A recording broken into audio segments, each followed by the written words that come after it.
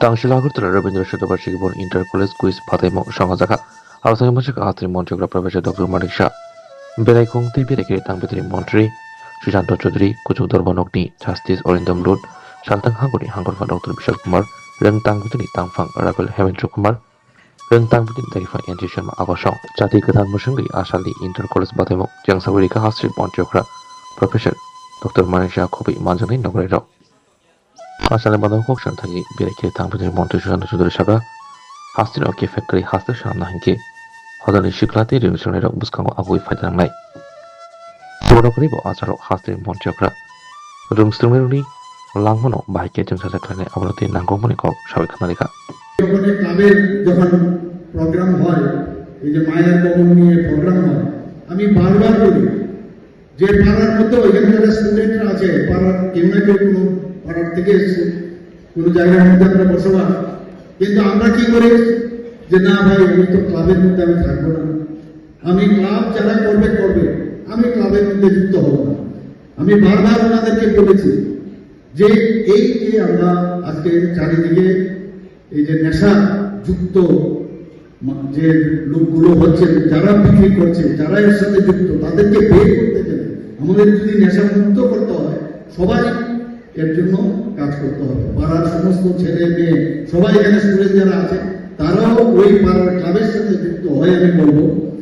যে এখন কারণ ক্লাব আর সেই আগের মতো সে ক্লাবের সংস্কৃতিও নেই তো পড়ার বাইরেও আমার তাই বন্ধুত্ব থাকবে যদি ওই এরিয়া ওই সমাজের যদি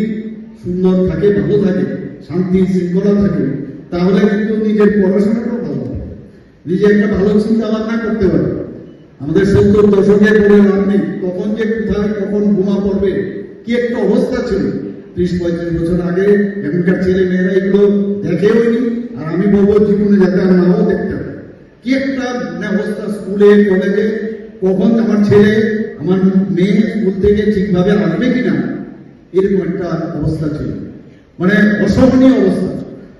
পরীক্ষার মধ্যে আমি পরীক্ষাতে চর্চার কথা বলছি আজকে মাননীয় প্রধানমন্ত্রী আর তখন পরীক্ষার দিকে বোমা হয়ে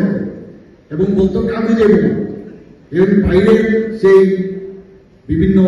এদের যে আইডিয়া সেই আইডিয়া নিয়ে এগুলো বলতো এইগুলো এই কাজগুলো করতো বহু ছেলে মেয়ে আমাদের মানে মৃত্যুর মুখে ওরা মানে ওদের জীবন চলে গেছে এইসবটা আজকে তো আমরা সেই জায়গাটা দিতে পেরেছি যে আমাদের ছেলেমেয়েরা সেই জায়গার মধ্যে কিন্তু এটার পরিবর্তে এখন নতুন আরেকটা জিনিস আছে সেটা কি ড্রাগস সেই ড্রাগস আরো মারাত্মক আমি বলবো যে এই ড্রাগসকে অথচ আমাদের হাতের মধ্যেই আছে আমরা সবাই যদি যুদ্ধ ঘোষণা করি যে না এই ড্রাগসের এগেইনস্টে আমাদের কাজ করতে হবে তাহলে সেটা সম্ভব হবে আমরা এখানে আমি নমস্কার জানাচ্ছি অভিনন্দন জানাচ্ছি এবং আজকে এখানে উপস্থিত হওয়ার জন্য শুভেচ্ছা জানাচ্ছি আজকে আমাদের যিনি প্রধান অতিথি বা আমাদের উদ্বোধক মাননীয় মুখ্যমন্ত্রীর থেকে আমরা শুনব আমি বক্তব্য দীর্ঘায়িত করব না কারণ বাকি 3টে কম্পিটিশনে আমাদের মধ্যে লাস্ট যে কম্পিটিশনটা হয়েছিল অনারেবল গভর্নর সাহেব ছিলেন বা বিভিন্ন জায়গায় জেলাভিত্তিক যে আমরা করেছি সেখানকার জনপ্রতিনিধি মন্ত্রীদেরকে নিয়ে আমরা সেই কর্মসূচিটা করেছিলাম আজকে মাননীয় মুখ্যমন্ত্রীকে আমি ধন্যবাদ জানাবো যে উনি অত্যন্ত ব্যস্ততার মধ্য দিয়ে চলছেন তারপরেও অনেক আগেই আমাকে উনি বলেছিলেন যে 8 তারিখ আমি যদি পারি থাকবো এবং পরবর্তী সময় 8 তারিখের বদলে আজকে 10 তারিখ আমরা প্রোগ্রামটাকে রিশিডিউল করি এবং ওনার সম্মতি নিয়ে আজকের এই প্রোগ্রামটা আজকে আমরা আয়োজন করি বন্ধুরা রাজ্য সরকার আপনারা জানেন মাননীয় মুখ্যমন্ত্রীর নেতৃত্বে নেশার বিরুদ্ধে আমরা অনেক আগেই যুদ্ধ ঘোষণা করেছি পাশাপাশি খাদ্য দপ্তর এবং পরিবহন দপ্তর আমরা মনে করি যে নেশার পাশাপাশি আজকে যে আরেকটা ভয়াবহ দিক সেটা হচ্ছে যান দুর্ঘটনা এবং তার থেকে যদি আমাদের যুব সমাজকে মানুষকে রক্ষা করতে হয় তবে সচেতনতা ছাড়া আর কোনো ব্যবস্থা সেখানে নেই সরকার ব্যবস্থা গ্রহণ করতে পারে সরকার আইন তৈরি করতে পারে পুলিশ কঠোর পদক্ষেপ গ্রহণ করতে পারে কিন্তু আমি যদি সচেতন না হই তবে আমাকে রক্ষা করার কোনো শক্তি পৃথিবীতে নেই। তো স্বাভাবিকভাবে সচেতনতাই হচ্ছে একমাত্র চাবিকাঠি, সচেতনতাই হচ্ছে একমাত্র শক্তি যা আমাদের থেকে অ্যাক্সিডেন্ট এবং মাদকাসক্তি থেকে আমাদেরকে দূরে রাখতে পারে, হিউম্যান রিসোর্সকে রক্ষা করতে পারে। এবং আমাদের রাজ্যে প্রতিনিয়ত প্রতি বছর 700 থেকে 750 মতো অ্যাক্সিডেন্ট হচ্ছে, তার মধ্যে 200 থেকে 250 ফ্যাটাল অ্যাক্সিডেন্ট, যার মধ্যে মানুষকে প্রাণ দিতে হচ্ছে। সার্ভেতে দেখা গেছে যে যদি একটু সচেতনতা আমরা করি, হেলমেট পরিধান করি, রেকলেস ড্রাইভিং না করি, ড্রিঙ্ক অ্যান্ড ড্রাইভ যদি আমরা না করি, তবে আমাদের এই মৃত্যুগুলো অকালে পৃথিবীর বুক থেকে এই মৃত্যুগুলো ঘটতো না বা অকালে পৃথিবীর বুক থেকে চলে যেতে হতো না। আজকে সেই সচেতনামূলক কর্মসূচির অঙ্গ হিসাবে এই জাগৃতি 2025 কুইজ কম্পিটিশন আমরা করেছি এবং আগামী দিনে আমরা এই দুই দপ্তরের তরফ থেকে প্রতিটা কলেজে যাব, মাস অ্যাওয়ারনেস করব, র্যালির মাধ্যমে, কলেজ ভিত্তিক কম্পিটিশনের মাধ্যমে, এবং আমরা আগামী দিনে এই কর্মসূচিকে মাননীয় মুখ্যমন্ত্রীর অনুমতি নিয়ে আমরা প্রতিটি স্কুলে পর্যন্ত নিয়ে যাওয়ার সেখানে প্রচেষ্টা থাকবে। এখানে যারা উপস্থিত হয়েছেন তাদেরকে আমি অনেক অনেক সাধুবাদ জানাচ্ছি, ধন্যবাদ জানাচ্ছি, এবং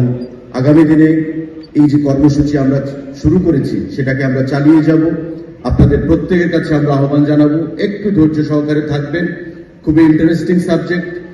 প্রথম ভাগটা ইনঅগারাল পার্ট, তারপর আমাদের কুইজ পার্টটা শুরু হবে। মাননীয় মুখ্যমন্ত্রীর পর বক্তব্যের পর আমাদের কুইজ পার্ট আমরা শুরু করব এবং অ্যাট্রাকটিভ প্রাইজেস আমরা সেখানে রেখেছি। সারা রাজ্যে যে কম্পিটিশনগুলো হয়েছে, ফার্স্ট প্রাইজ আমরা টিভি প্রদান করেছি, সেকেন্ড প্রাইজ আমরা মোবাইল প্রদান করেছি, থার্ড প্রাইজ আমরা স্মার্ট ওয়াচ প্রদান করেছি। এবং শুরু থেকে শেষ পর্যন্ত একই কায়দায়, একই ধাঁচে আমরা এই কর্মসূচিগুলো প্রাইজের মাধ্যমে উৎসাহিত করার জন্য আমরা করে আসছি। আজকেও সেটা এখানে হবে। তাই আমি প্রত্যেক প্রেমের মরশুমে স্বর্ণকমল জুয়েলার্সের নিবেদন শুধু তোমারই জন্য। অফারটি চলবে 28 জানুয়ারি থেকে 15 ফেব্রুয়ারি। পান সোনার মজুরিতে 25% ছাড় ও হীরের মজুরিতে 100% ছাড়। লাকি ড্রতে আছে 10টি হোম অ্যাপ্লায়েন্সেস জেতার সুযোগ। চলছে গ্র্যান্ড ডায়মন্ড ফেস্টিভ্যাল। শর্তাবলী প্রযোজ্য। আসুন স্বর্ণকমল জুয়েলার্স, আগরতলা, উদয়পুর। দোকান প্রতিদিন খোলা।